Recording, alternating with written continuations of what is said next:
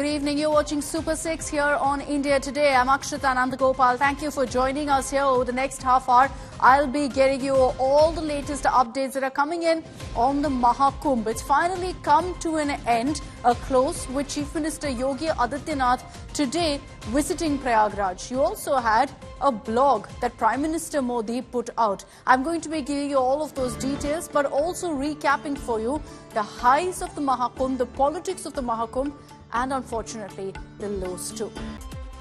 So the Mahakumbh has come to an end, a festival of faith that spanned 6 weeks with crores of people driven by their Astha touching down in Prayagraj in Uttar Pradesh. This has been a record-breaking Kumbh.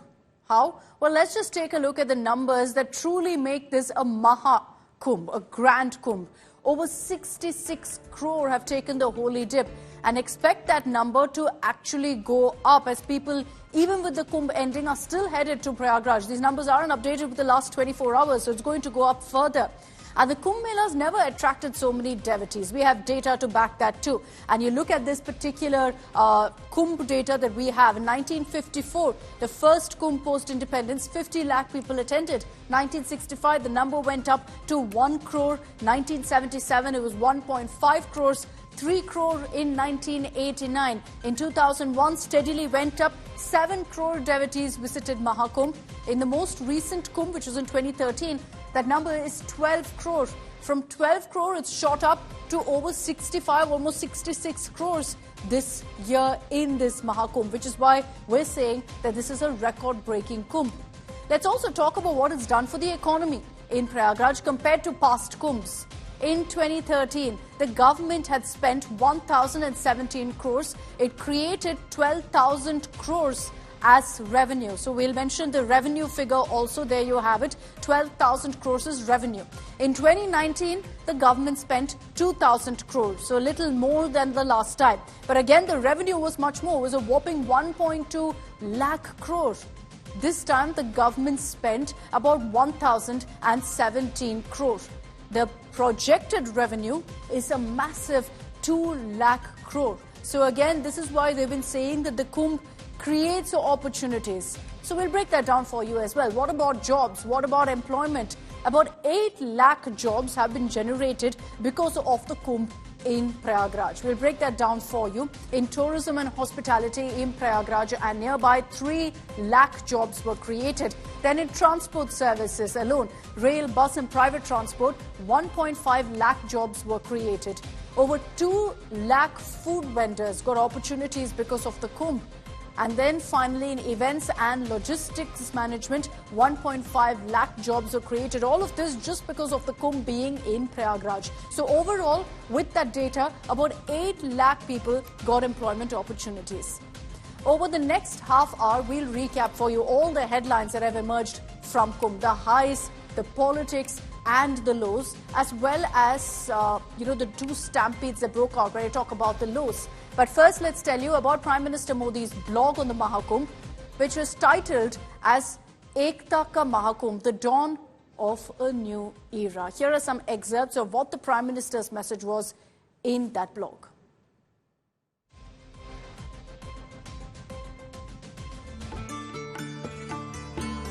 During the Mahakumbh in Prayagraj, gods and goddesses, saints, women, children, youth, senior citizens, and people from all walks of life come together.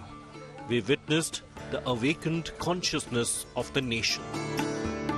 This was Ekta Ka Mahakumbh, where the sentiments of 140 crore Indians converged at the same place, at the same time, for this sacred occasion. It was particularly heartening for me to see the overwhelming participation of India's youth. The presence of the younger generation at the Mahakumbh sends a profound message that the youth of India will be the torchbearers of our glorious culture and heritage. They understand their responsibility towards preserving it and are committed to carrying it forward. Nearly twice the population of the United States participated in this Ekta Ka Mahakumbh. If scholars of spirituality analyze the enthusiastic participation of crores of Indians, they will find that India, proud of its heritage, is now surging ahead with a newfound energy. I believe this is the dawn of a new era, which will script the future of a new India. I know that organizing such a massive event was no easy task. I pray to Ma Ganga, Ma Yamuna and Ma Saraswati to forgive us in case there were any shortcomings in our devotion. I see Janta Janardhan, the people, as an embodiment of divinity. In case there has been any shortcoming in our efforts to serve them, I also seek the forgiveness of the people. So those were some of the highlights of the Prime Minister's message with the Mahakumbh coming to an end, which he too had visited. And then you had Chief Minister Yogi Adityanath. These are images from today when he visited Prayagraj as a thanksgiving. He performed puja, kicked off a clean-up drive and then enjoyed also a meal with sanitation staff as a thanks to them for all the work that they've done. Chief Minister Yogi Adityanath has spent the day in Prayagraj thanking the police officials, sanitation staff and everyone else. Here are some of the, highlights of what he said about the Mahakumbh. इतना विशाल समागम दुनिया के अंदर कभी नहीं हुआ, कहीं नहीं हुआ। 66 करोड़ 30 लाख श्रद्धालु किसी आयोजन का हिस्सा बने। कोई अपहरण की घटना नहीं, कोई लूट की घटना नहीं, कोई छेड़छाड़ की घटना नहीं, कोई दुष्कर्म की घटना नहीं, कोई भी ऐसी घटना नहीं जिस घटना के बारे में कोई ये कह सके विरोधी को भी ढूंढे दूरबीन लगा करके भी और माइक्रोस्कोप लगा करके भी वे इस प्रकार की घटनाओं को उजागर नहीं कर पा रहे थे। प्रयागराज में मौनी अमावस्या के दिन 28 और 29 की रात्रि को दुखद घटना घटी थी। उन सभी परिवारजनों के प्रति हमारी संवेदना है, लेकिन बहनों और भाइयों, उसकी आड़ में काहिरा की घटना को, काठमांडू की घटना को, किसी अन्य जगह की घटना को प्रयागराज से जोड़ करके बदनाम करने की साजिशें हो रही थी।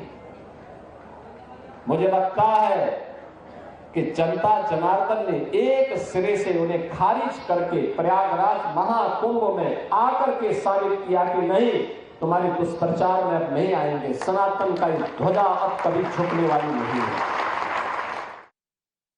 And speaking of Chief Minister Yogi Adityanath, through the course of the Mahakumbh, CM Yogi has been defending his administration in the face of non-stop opposition attacks. Even today, Yogi Adityanath spoke about these opposition attacks, saying there was an attempt constantly to malign the Mahakumbh. Here's a glimpse of what he said, and then we'll talk about the politics.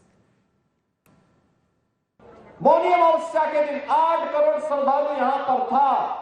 हमारी प्राथमिकता थी कि श्रद्धालु जनों को सुरक्षित स्नान करा करके उनके गंतव्य की ओर प्रस्थान करवाया जाए, लेकिन विरोधी और विपक्षी लगातार दुष्प्रचार कर रहे थे, बदनाम कर रहे थे, अपमानित करने की भाषा का उपयोग कर रहे थे। 28 और 29 की रात्रि को दुखद घटना घटी थी। उन सभी परिवारजनों के प्रति हमारी संवेदना है, लेकिन बहनों और भाइयों, उसकी आड़ में काहिरा की घटना को, काठमांडू की घटना को, किसी अन्य जगह की घटना को प्रयागराज से जोड़ करके बदनाम करने की साजिशें हो रही थी। मुझे लगता है कि जनता जनार्दन ने एक सिरे से उन्हें खारिज करके प्रयागराज महाकुंभ में आकर के साबित किया कि नहीं, तुम्हारे दुष्प्रचार में अब नहीं आएंगे, सनातन का ध्वजा अब कभी झुकने वाली नहीं है। So what really has led to this endless political back and forth over the Mahakumbh. Why has the opposition been up in arms over the Kumbh? From questioning the arrangements for the last many weeks for the people who've gathered at the Kumbh to raising the two stampedes that broke out, which we'll talk about in just a bit.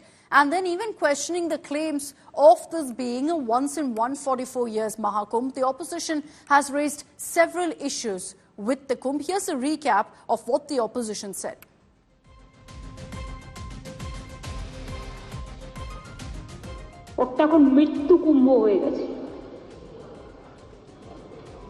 মৃত্যু কূপের মতো আমি মহাকুম্ভকে সম্মান করি, আমি শ্রদ্ধা জানাই, পবিত্র গঙ্গা মাকে আমি সম্মান করি, কিন্তু প্ল্যানিং না করে এত হাইপ তুলে এত লোকের মৃত্যু বললেন 30 জন, কথাটা কি সঠিক?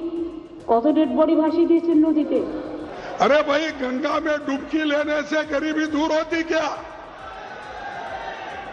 आपको खाना मिलता पेट को। मैं किसी की आस्था के ऊपर ठोस नहीं लगाना चाहता हूं।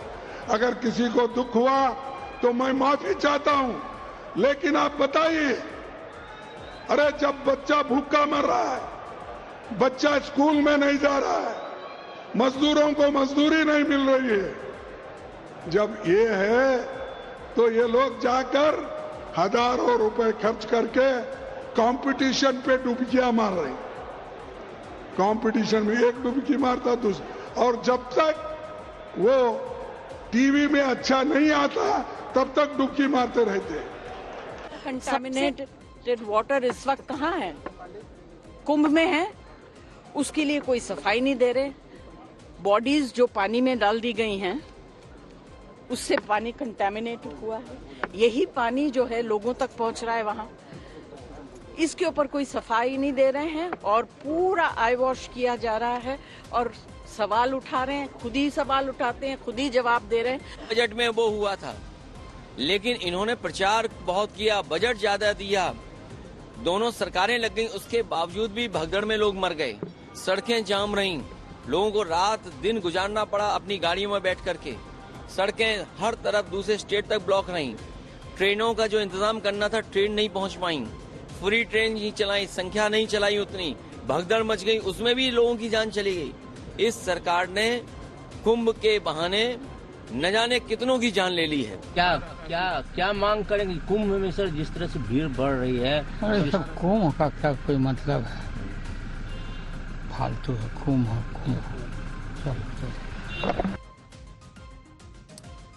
So we've given you essentially just a glimpse into the kind of controversial comments that were made about Kumbh.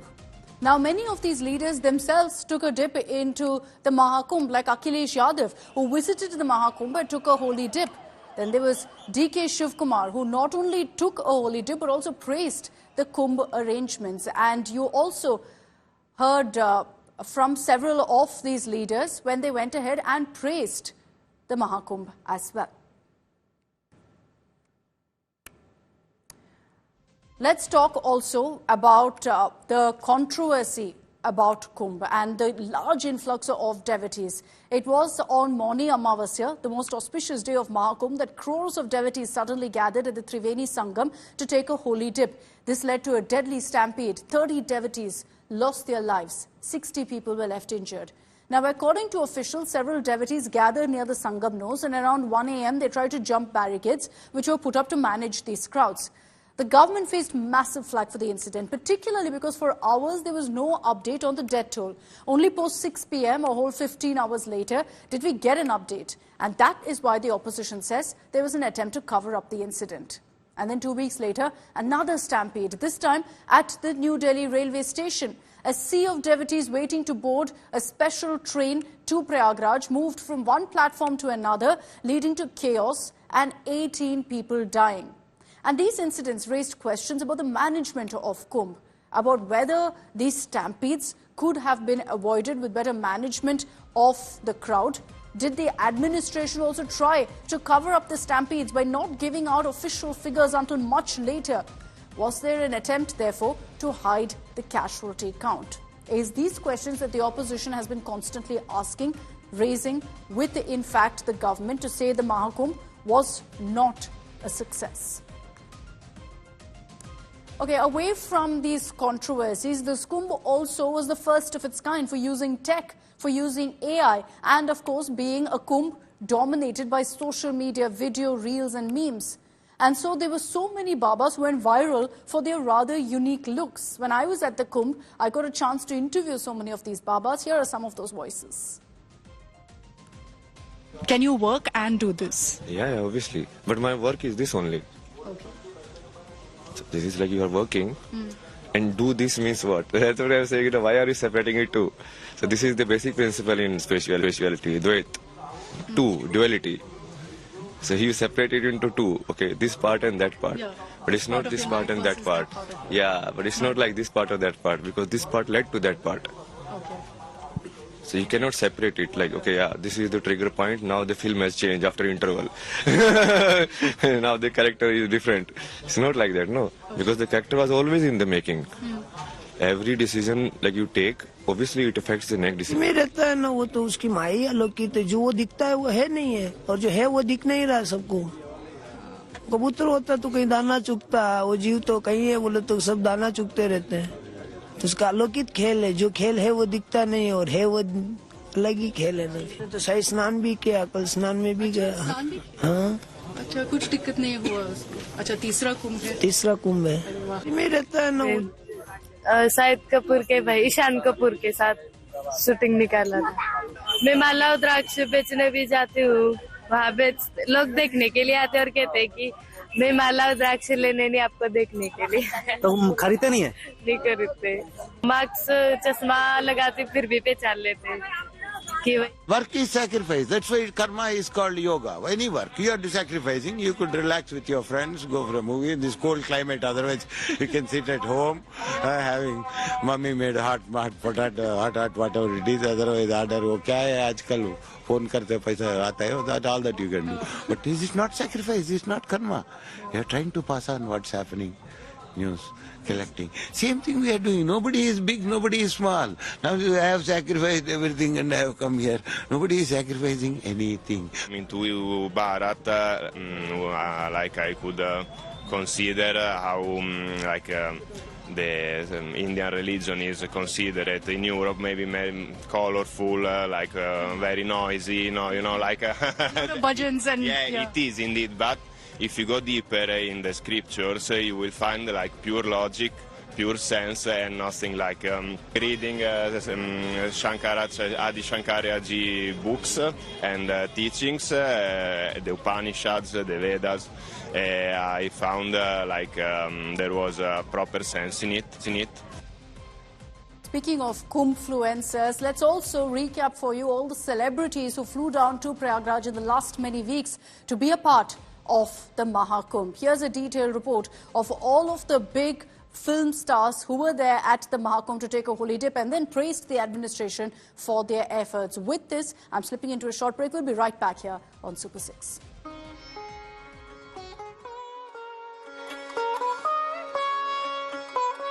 हम यहाँ के सीएम साहब योगी साहब का बहुत बहुत धन्यवाद करते हैं कि इतना अच्छा इंतजाम कर रखा है मैं बहुत फॉर्चुनेट हूँ that I could come here at this time. मैं बहुत खुश हूँ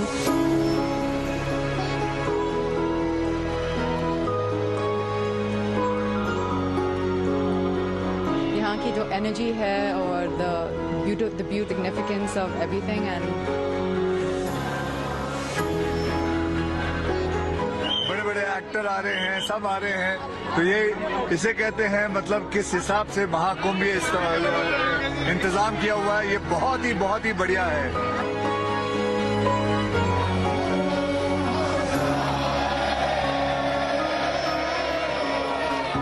The battle lines are drawn over the national education policy between Tamil Nadu and the central government, particularly over the three-language policy that the scheme mentions.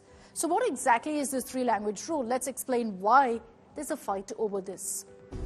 The Stalin government in Tamil Nadu seeing red over the national education policy again. They've refused to implement an NEP in the state, and this has been a controversy for the last many years. We'll tell you why the DMK is against NEP in a bit, but first, let's get down to the basics and start off by answering what exactly is the national education policy. The NEP, the National Education Policy of India 2020, was introduced by the Union Cabinet on 29th July 2020. This policy replaced the previous National Policy on Education of 1986 and has brought in reforms at all levels of education. According to the government, the NEP is based on 5 principles or guiding pillars: access, equity, quality, affordability, and accountability. Education, remember, is a state subject as per the Constitution. So the NEP has to be formally adopted by the states for it to become a reality, because it falls under the concurrent list of states plus centre approval. The first state to have implemented NEP was Karnataka in 2021, followed by Madhya Pradesh, Uttar Pradesh, and several other states. But there are a handful of them who've refused also to implement NEP. Kerala, Tamil Nadu, Telangana, Bengal have refused to implement NEP. Interestingly, while Karnataka, as I mentioned earlier, was the first state to implement NEP, the change in power from a BJP to a Congress government has meant that the state now has its own state education policy to override NEP. As for Bengal, Chief Minister Mamata had clearly opposed the national education policy and had set up an expert committee in the state to look into the provisions of the policy. Post that, some aspects of the NEP have been adopted, others ignored, as Bengal too has created its own state education policy. Kerala has taken a similar step of having its own education policy that embraces some parts of the NEP and shoots down some aspects that they don't agree with. Now, the reason that a state like Tamil Nadu has opposed NEP is because of the 3-language policy, essentially a formula of English plus 2 regional languages. Currently, there's a 2-language policy in effect in Tamil Nadu, English plus 1 regional language. Now, the Tamil Nadu government has claimed that the 3-language rule is an attempt to ensure people in Tamil Nadu learn Hindi, claiming that the second regional language will be Hindi, and therefore claim it's a bid to impose the language. கையெழுத்து போட்டாதான் 2000 கோடி ரூபாய் கிடைக்கும். 1000 கோடி ரூபாய் பணம் கிடைக்கும்னு சொன்னாலும் நாங்கள் கையெழுத்து போட மாட்டோம். இன்னைக்கு நாங்க கையெழுத்து போட்டா என்ன ஆகும்? 2000 ஆண்டுக்கு பின்னோக்கி நம்ம தமிழ் சமுதாயம் போயிடும். அந்த பாவத்தை இந்த முத்துவேல் கருணாநிதி ஸ்டாலின் ஒருபோதும் செய்ய மாட்டான். But the Union Education Minister has refuted this, claiming that the 3-language policy allows any 2 regional languages. So it can be Telugu, Malayalam, Kannada, or any other language. He has mentioned few imaginary concerns through that letters. Rejecting a student-centric, future-focused policy is really regressive. Education should not be politicized. But the 3-language rule is nothing new. The formula was actually part of the 1968 National Policy Resolution, which provided for the study of Hindi, English, and a modern Indian language, preferably one of the southern languages in the Hindi-speaking states, and Hindi, English, and the regional language in the non-Hindi speaking states. Interesting, right? Because it would have essentially meant that people in Tamil Nadu would study Hindi and people in states like Bihar would even learn Tamil. But the scheme was never really implemented, which is why the NEP reiterated the 3-language policy, meaning essentially that this rule was already in place and was just reiterated to ensure its proper implementation this time around. This policy was actually devised in 1968 after consulting all state chief ministers, particularly because of the exact same controversy as now, that in Tamil Nadu there were protests over language imposition. But the DMK maintains that today, with the 3-language policy, there will be an attempt to ensure that the 3rd language being taught across India is only Hindi or Sanskrit.